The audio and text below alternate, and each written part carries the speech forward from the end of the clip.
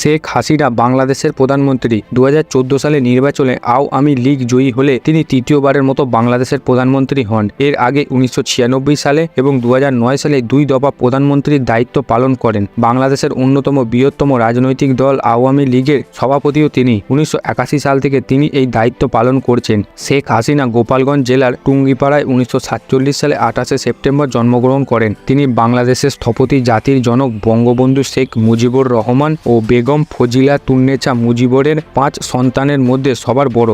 শেখ হাসিনা ঢাকা বিশ্ববিদ্যালয় থেকে 1973 সালে স্নাতক ডিগ্রি লাভ করেন। তিনি বাংলাদেশের ছাত্রলীগের প্রার্থী হিসাবে নির্বাচনে প্রতিদ্বন্দ্বিতা করে সরকারি ইন্টারমিডিয়েট গার্লস কলেজের ছাত্র সংসদের সভাপতি ছিলেন। তিনি এই কলেজ শাখা ছাত্রলীগের সাধারণ সম্পাদক এবং পরের বছর সভাপতি ছিলেন। শেখ হাসিনা ঢাকা বিশ্ববিদ্যালয়ের ছাত্রলীগের একজন সদস্য এবং ছাত্রলীগের রোকেয়া হল শাখার সাধারণ সম্পাদক ছিলেন। ছাত্রজীবন থেকেই শেখ হাসিনা সব গণ আন্দোলনে সক্রিয়ভাবে অংশগ্রহণ করেন। 1975 সালে 15ই আগস্ট জাতির পিতা বঙ্গবন্ধু শেখ মুজিবুর রহমানকে পরিবারের অধিকাংশ সদস্যসহ নির্মমভাবে হত্যা করা হয়। শেখ হাসিনা ও তার ছোট বোন শেখ রোহানা সে সময় পশ্চিম জার্মানিতে অবস্থান করায় বেঁচে যান।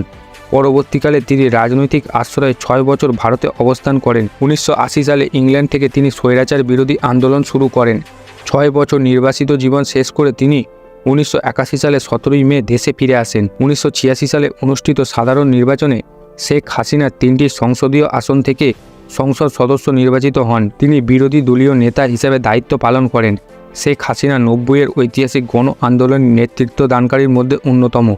1991 সালে সংসদীয় নির্বাচনে শেখ হাসিনা 5ম জাতীয় সংসদের বিরোধী দলের নেতা নির্বাচিত হন। তিনি রাষ্ট্রপতি শাসিত সরকার ব্যবস্থা পরিবর্তন করে সংসদীয় সরকার ব্যবস্থা পুনঃপ্রবর্তনের জন্য রাজনৈতিক দলগুলোকে সংগঠিত করেন। 2001 সালে সাধারণ নির্বাচনে শেখ হাসিনা বিরোধী দলের নেতা নির্বাচিত হন। 2007 সালে তত্ত্বাবধায়ক সরকারের সময় ওই বছরের 16ই জুলাই কারাবন্দী হন শেখ হাসিনা। মুক্তি পান 11ই জুন। 2008 সালে 29 ডিসেম্বর নির্বাচনে তার দল নিরঙ্কুশ সংখ্যাগরিষ্ঠতা পেয়ে ক্ষমতায় আসে। এছাড়া 1983 সালে 15ই ফেব্রুয়ারি সামরিক সরকার তাকে আটক করে 15 দিন অন্তরীণ রাখে। 1985 সালে 2রা মার্চ তাকে আটক করে 3 মাস গৃহবন্দী করে রাখা হয়। 1986 সালে 15ই অক্টোবর থেকে তিনি 15 দিন গৃহবন্দী ছিলেন।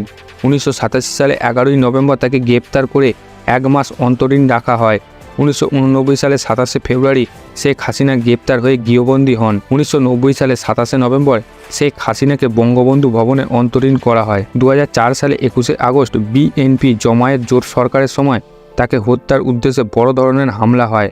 ওই দিন বঙ্গবন্ধু অ্যাভিনিউয়ে এক জনসভায় বক্তব্য শেষ করার পরই তাকে লক্ষ্য করে 1 ডজনেরও বেশি আরজেস গ্রেনেড ছোঁড়া হয়। লোমহর্ষক সেই হামলায় শেখ হাসিনা প্রাণে রক্ষা পেলেও আইবি রহমান সহ দলের 22 জন নেতাকর্মী নিহত হন এবং 5 শতাধিক মানুষ আহত হন। শেখ হাসিনা নিজে কানে আঘাত পান। শান্তি প্রতিষ্ঠা, গণপ্রজাতন্ত্রকে প্রাতিষ্ঠানিক রূপদান এবং আর্থসামাজিক উন্নয়নের অসামান্য অবদান রাখার জন্য বিশ্বের বেশ কিছু বিশ্ববিদ্যালয় এবং প্রতিষ্ঠানে শেখ হাসিনাকে বিভিন্ন ডিগ্রি এবং পুরস্কার প্রদান করা হয়। পার্বত্য চট্টগ্রামের সুদীর্ঘ 25 বছরের গৃহযুদ্ধ অবসানের ক্ষেত্রে শেখ হাসিনার অসামান্য অবদানের জন্য 1998 সালে ইউনেস্কো তাকে হুপে বোয়ানি শান্তি পুরস্কারে ভূষিত করেন। 2009 সালে ভারতের ইন্দিরা গান্ধী মেমোরিয়াল ট্রাস্ট শান্তি ও গণতন্ত্র প্রতিষ্ঠায় অসামান্য ভূমিকা পালনের জন্য শেখ হাসিনাকে ইন্দিরা গান্ধী পুরস্কারে ভূষিত করে। এছাড়া তিনি ব্রিটেনে গ্লোবাল ডাইভার্সিটি পুরস্কার এবং 2 বার সাউথ পুরস্কারে ভূষিত হন। 2014 সালে ইউনেস্কো তাকে শান্তির বৃক্ষ এবং 2015 সালে women in parliaments global forum নারীর ক্ষমতার জন্য তাকে রিজিওনাল লিডারশিপ পুরস্কার এবং গ্লোবাল সাউথ ডেভেলপমেন্ট এক্সপো 2014 ভিনসারি পুরস্কারে ভূষিত করে। বাংলাদেশের কৃষির উন্নয়নের অব্যাহত সমর্থন, খাদ্য উৎপাদনের স্বয়ংবরতা অর্জন এবং বিজ্ঞান ও প্রযুক্তি উন্নয়নের অবদানের জন্য আমেরিকার কর্নেল বিশ্ববিদ্যালয় 2015 সালে তাকে সম্মাননা সনদ প্রদান করেন। জাতিসংঘ পরিবেশ উন্নয়ন কর্মসূচি দেশে ও আন্তর্জাতিক পর্যায়ে পরিবেশ ও টেকসই উন্নয়নে অসামান্য অবদান রাখার জন্য লিডারশিপ ক্যাটাগরিতে শেখ হাসিনাকে তাদের সর্বোচ্চ পুরস্কার চ্যাম্পিয়ন অব দ্য আর্থ 2015 পুরস্কারে ভূষিত করেছে। শেখ হাসিনা বেশ কয়েকটি গ্রন্থের রচয়িতা। তার মধ্যে উল্লেখযোগ্য হচ্ছে শেখ মুজিবুর আমার পিতা, ওরা টোকাই কেন, বাংলাদেশের স্বৈরতন্ত্রের জন্ম, দরিদ্র বিমোচন, কিছু ভাবনা, আমার স্বপ্ন, আমরা জনগণের কথা বলতে এসেছি ইত্যাদি। শেখ হাসিনার প্রযুক্তি, রান্না, সঙ্গীত এবং বই পড়ার প্রতি আগ্রহ রয়েছে।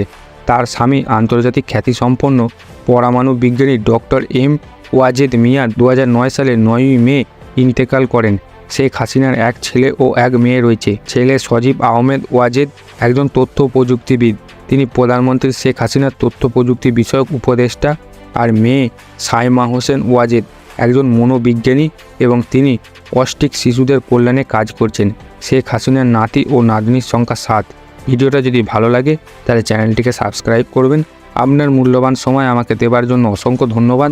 দেখা হবে আবার পরের কোনো ভিডিওতে। ততক্ষণ সবাই সুরক্ষিত থাকবেন, ভালো থাকবেন।